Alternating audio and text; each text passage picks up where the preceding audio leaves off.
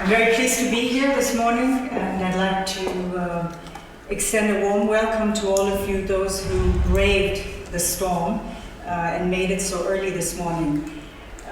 Before I start with Meg, I thought I'd take a moment to say that it's a dark morning for all of us, for the whole world. Nelson Mandela passed away.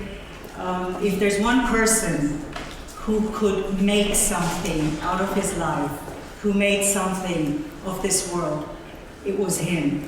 And with great humility, I would like to say a moment for Nelson Mandela.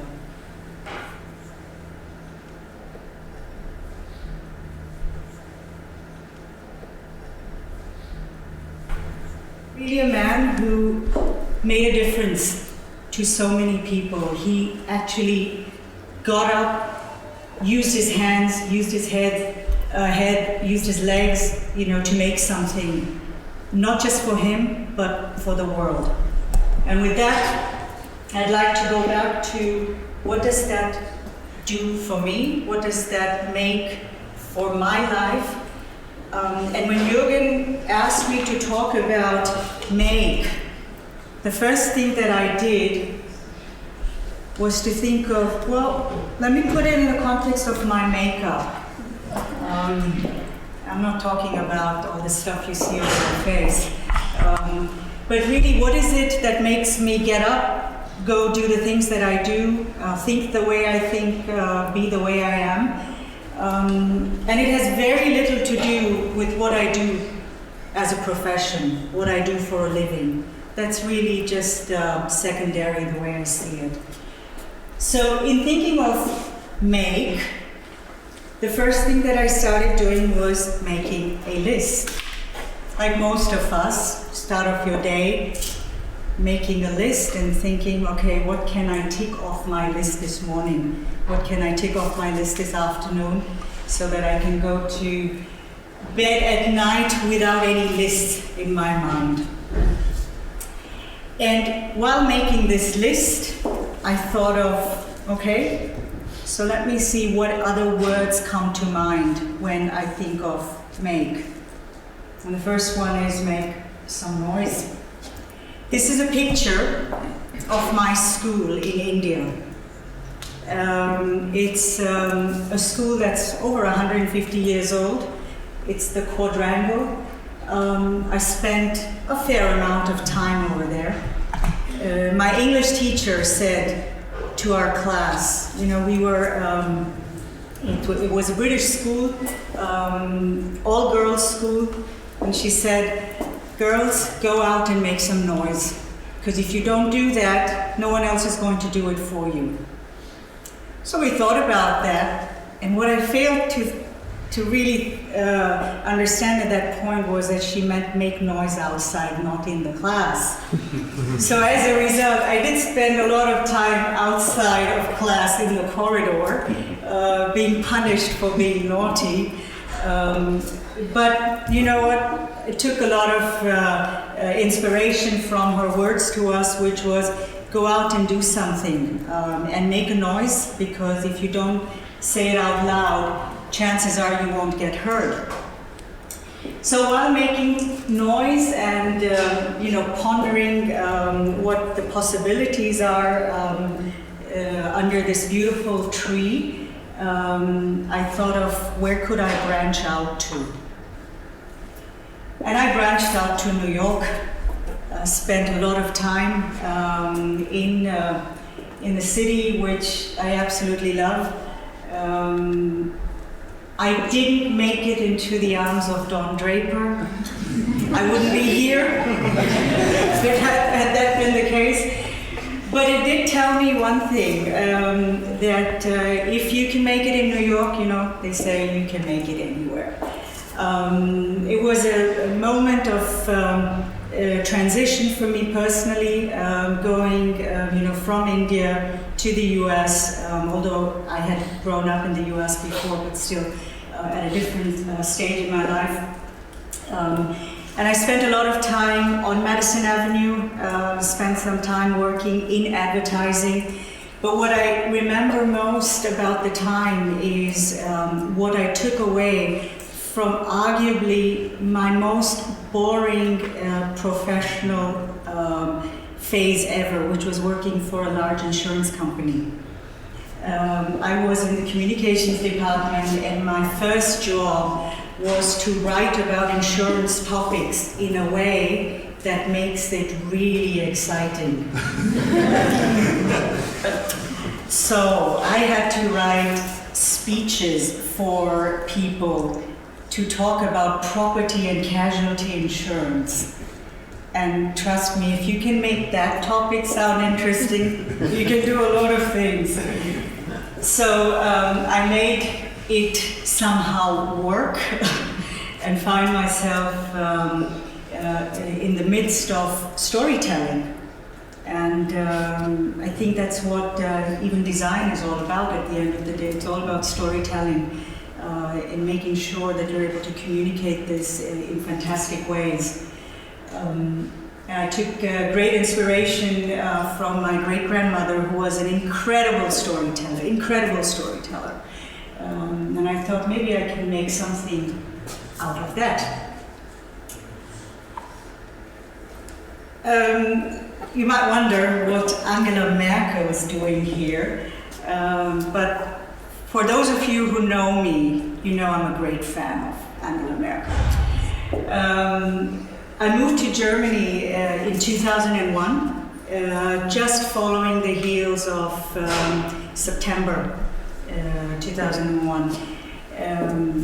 It was a time of incredible optimism when I came to Germany, enthused with people who were so excited to do so many different things. The possibilities were endless. And I mean, Berlin is a fantastic place. I truly enjoy being here. And I feel like a person like Angela Merkel, no matter what our politics might be, we might be all ascribing to a different way of politics, but she really, for me at least, knows how to bring it all together.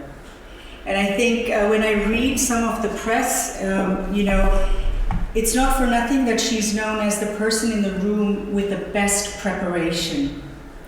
You know, she's a smart woman. I think there's no doubting that. But I feel that there's one thing that I've learned from her. I don't know her. I would love to meet her. If there's any way you can get me to meet her, I would love that. But anyway, I take from her that when I go into a meeting, when I go into any situation that I'm not very familiar with, to go be the best prepared person in the room. I don't need to be the smartest person in the room. I don't need to be the person with the best idea. But if I'm prepared, then I know what to make of it. I've also spent many years in China. The thing about China, no matter, you've read all the reports. A lot of you have probably been there yourselves as well.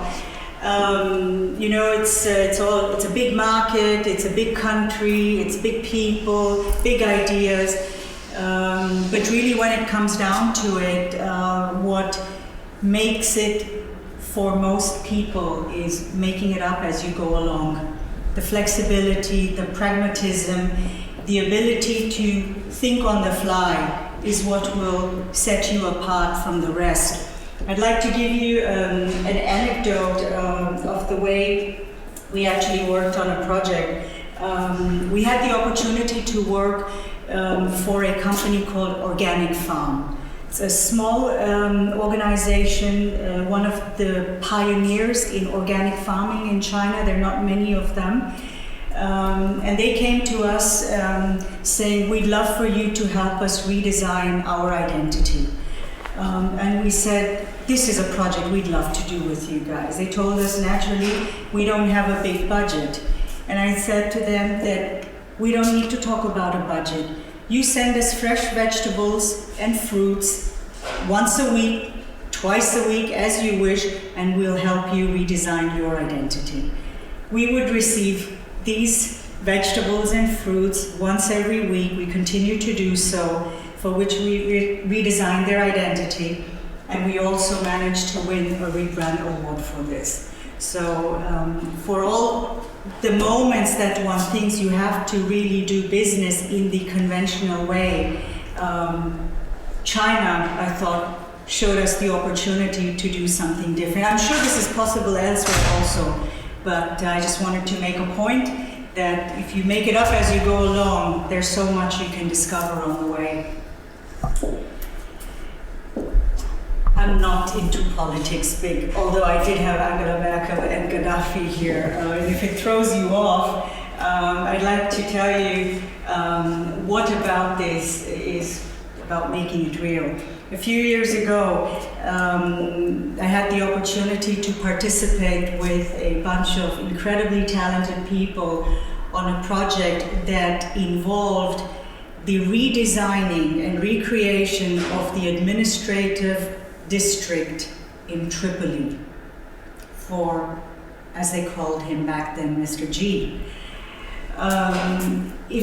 If you told me that a few years ago that would be the case, I would have said, you guys are crazy. These things don't happen. You know, a woman in Tripoli working on a project that involves redesigning this thing for Gaddafi. But it is true, and I think that working in a field, you know, in design, you really do have these incredible opportunities. Or the fact that, you know, I've been able to travel to so many places, it does, you know, make you chance upon really odd things, such as something like this. Nothing ever came of it, of course, you know, which is why I put in the title there. Even if you think it's real, it wasn't ever going to happen. We went in there with a sense of cautious optimism. We thought maybe they're crazy enough to actually pull it off. Very soon we realized this was going nowhere. But we have fantastic designs. We've got beautiful architectural concepts. Maybe someday, somewhere, those will get done. Who knows? In the time that I've managed to move across to so many places and meet so many people, the one thing I always like to remind myself of is to actually make time.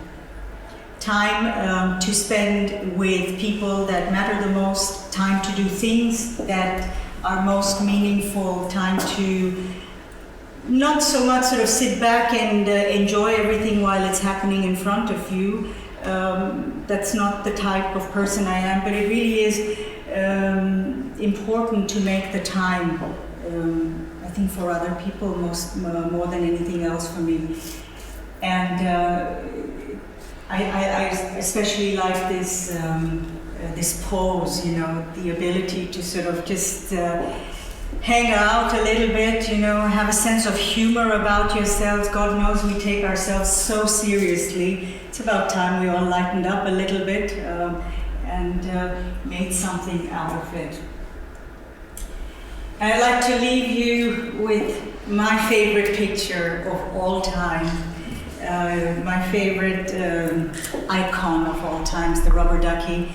This is a sculpture by a Dutch artist. You probably know him, Florentine Hofman.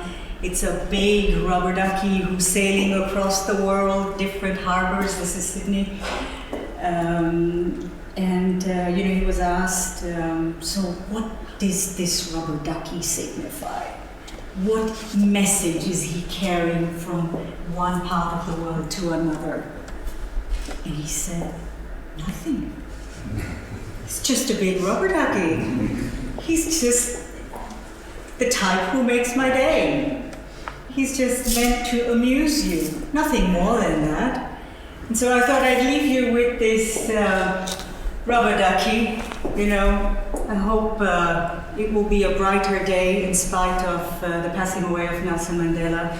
I hope I brought you a smile to your face, if nothing else. And thank you very much for being here today.